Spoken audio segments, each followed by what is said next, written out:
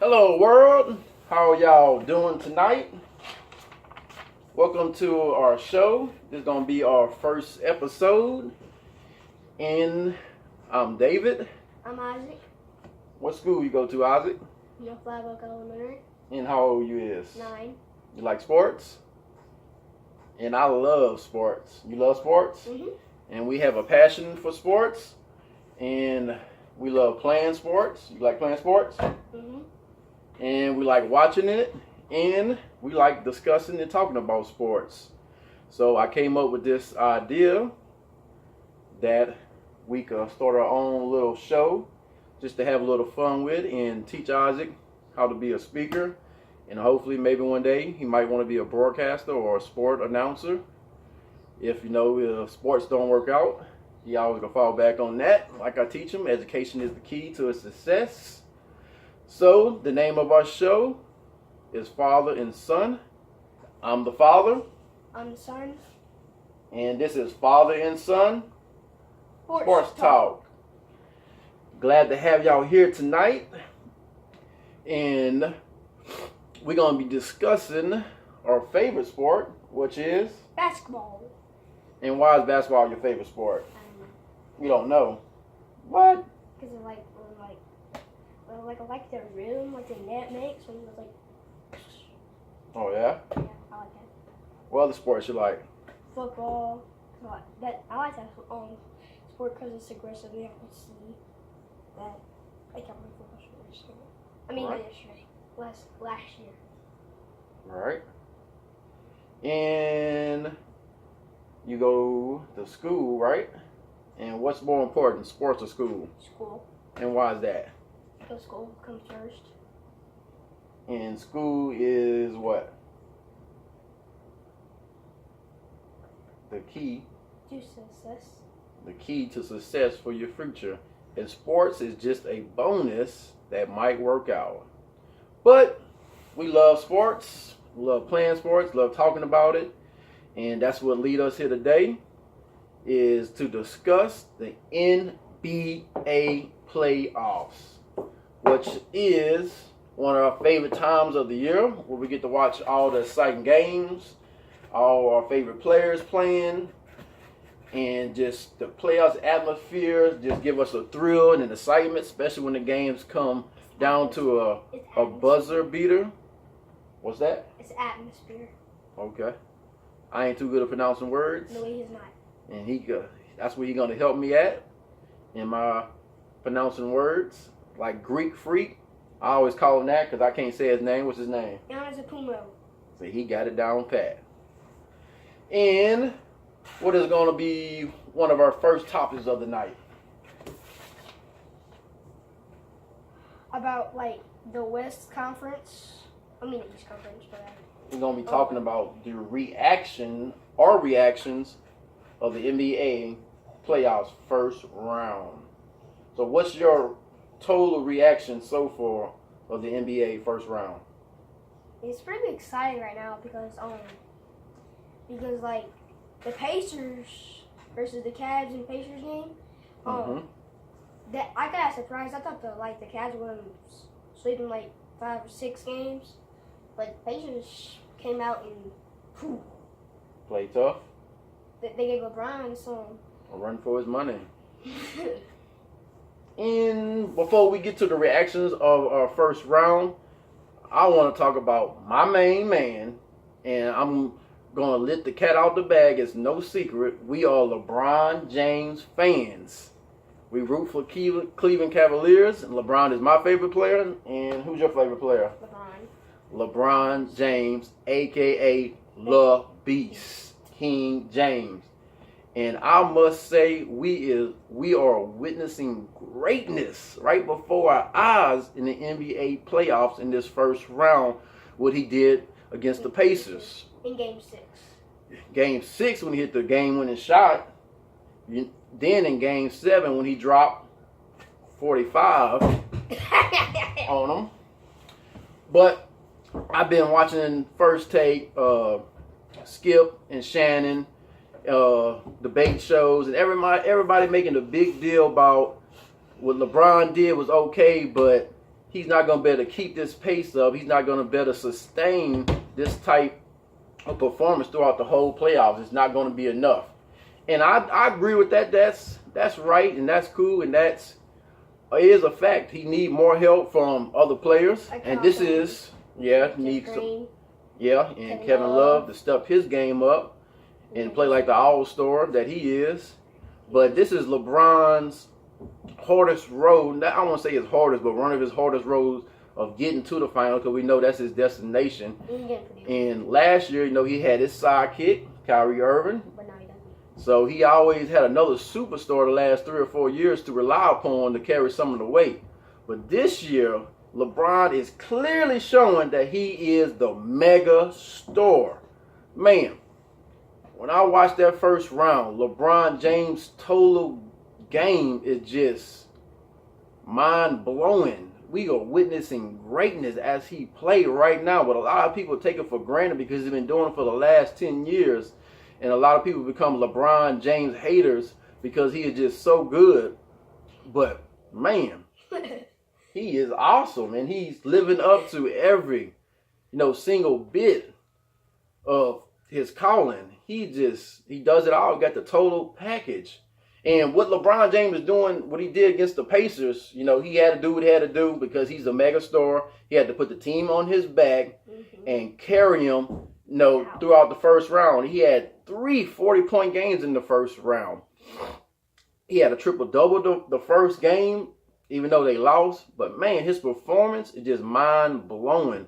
And it's something we probably never going to see again. And it reminds me when I was a kid, when I was watching Michael Jordan in the early 90s. And when I was growing up, I was a big Michael Jordan fan and Chicago Bulls fan because of a channel that I caught was WGN. Probably many of y'all watched the same thing as I watched. But I watched all the Chicago Bulls games because that was one of the channels that I caught. And they broadcast all the games, all the Cub games, all the White Sox games too. So I naturally became Chicago Bulls and Chicago Cubs fans. But when I was witnessing Michael Jordan go through his playoff runs before he finally broke through and got to the championship and won his championship rings. He won 6. He won 6 altogether. But I remember, he had to go through Cleveland Cavaliers back in the day when they had Mark Price, Craig Elo, Brad Dorfley. That was before your time. You probably don't know them players. I know Mark Price. Mark Price? What number he was? 30.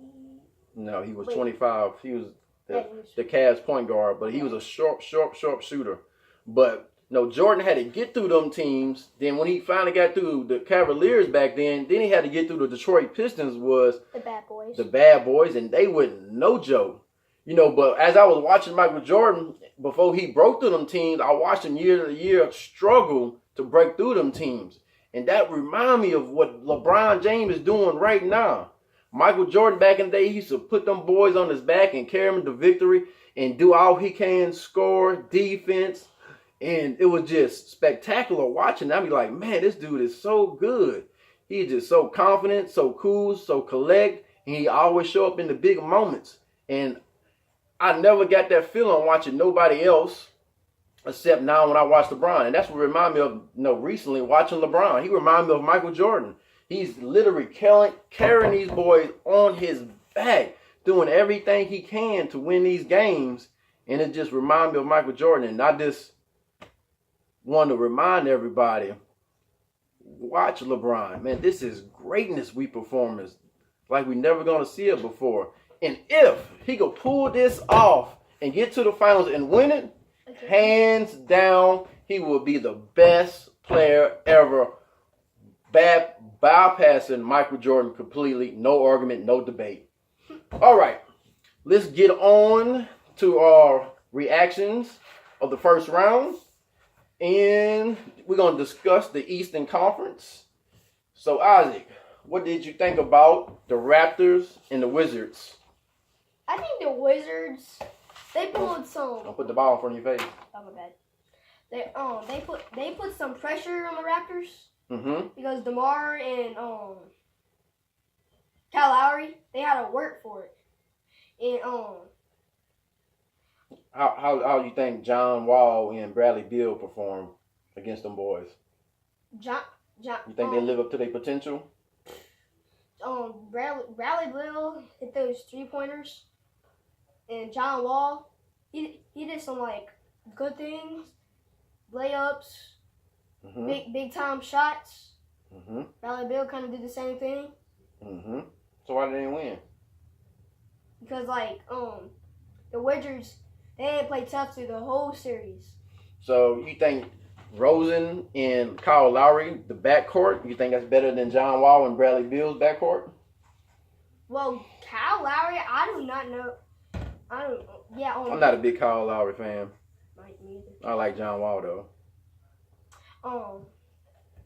But Kyle Lowry, he's like the same as Bradley Beal, and John Wall, he's still like not better than DeMar DeRozan. All right. So the Cavs and Pacers, what you think about that series? Well, that was a good one. That was a good one. Because the Pacers, they weren't playing. It was a lot tougher than we thought. What you think about Victor? He played good. You think he's clearly a superstar after this playoffs? He arrived? Yeah. He arrived to the All-Star game this year, so he probably going next year. Hats off to the Pacers. Them boys played hard. All right, you think about the Sixers and Heat? The Heat, Dwayne Wade, I can see he was back in business. He didn't do no. I think game 2 he had a big game, scored them 30 points. He did. But that was his biggest performance. He couldn't do it again. He's too old. So what you think about Simmons and Embiid? Embiid, he didn't really play that much, but still, he did good. He had something wrong with his face. So are the 76ers, are they the real deal or what? They might make it to the finals. The Cavs might beat them. Because the Cavs, they don't have a better team as they had last year. Right. Okay. Celtics and the Bucks. What you think about that series? The Bucks should have won that. That's what I was thinking. They didn't have no Gordon Hayward, Kyrie Irving, and they barely had Marcus Smart. He came back at the end. So you don't give the Celtics no credit without all their stars. Kyrie Irving, Gordon Hayward was injured, and Marcus Smart wasn't there. You don't think that's an accomplishment? They still beat the Bucks. Yeah, the Celtics, they were a pretty good team. They should have had them stars. Jaylen Brown, Al Horford. The rookie. Terry Rozier. The other rookie. What's his name? Jason Tatum. Yeah. Big time player. He's playing like a seasoned veteran. I give much respect to the Celtics too. Brad Stevenson is really coaching them boys. It's like every player on that team fits perfectly in their roles, and they know their roles. And it's just good team basketball watching the Celtics. All right. So let me give you my reactions about the West. What you got? What do you think about the Thunder and the Jazz? Thunder and the Jazz was a complete surprise to me. Number 45 on the Jazz, what's his name? Donovan Mitchell. He is the real deal. The Dwayne Wade reincarnated. Boy, he's going to be something special. And he is arrive and let everybody know that he's a star. And he carried that team against veterans, against last year's reigning MVP, Russell Westbrook. Big three. Man, what happened to the Thunder? They got Carmelo, Paul George. Man, Steven Adams ain't no scrub. Man, they got a solid team. They really don't got too good of a bench. But they are veterans. Out of them been in the playoffs. I expected a lot more out the Thunder. They really disappointed me. Jazz did good. They got a good young nucleus working. I don't see them going no further in the first round, but it's a good start. Especially after they lost Gordon Hayward and everybody thought they probably weren't going to be no more good. But the bad news is, I think going through the next round, Ricky Rubio, he won't be in the second round. I don't think. Well, he might make it to 1 or 2 games. But all right. What's the next one? What about the Blazers and the Pelicans? New Orleans Pelicans. We go for all the hometown teams. Even though Cleveland is our favorite team, and that's based on because LeBron is my favorite player. That's why I root for Cleveland. But notice I do go for all the home teams. I'm a big Pelican fan. and Anthony Davidson is the real deal. The next couple of years, he might be the best player in the NBA. I think Greek Freak going to give him a run for his money. They're going to be neck and neck. I don't know about Ben Simmons. His offensive game got a lot of work that need to be done. But the Pelicans definitely surprised me. They came to play. And the Blazers, they backcourt, Damian Lillard, and what's the other one? CJ McCollum. Man, they disappointed me. Or it might have just been Drew Holiday showed up and showed out. He's a real good two-way player. He put good defense on them boys. Now, that was kind of sharper, too, that the Pelicans, just breezed through them boys. And Blazers, like me, they didn't put up no fight. But through the playoffs, like, Antoine Moore, he had, like, a technical foul.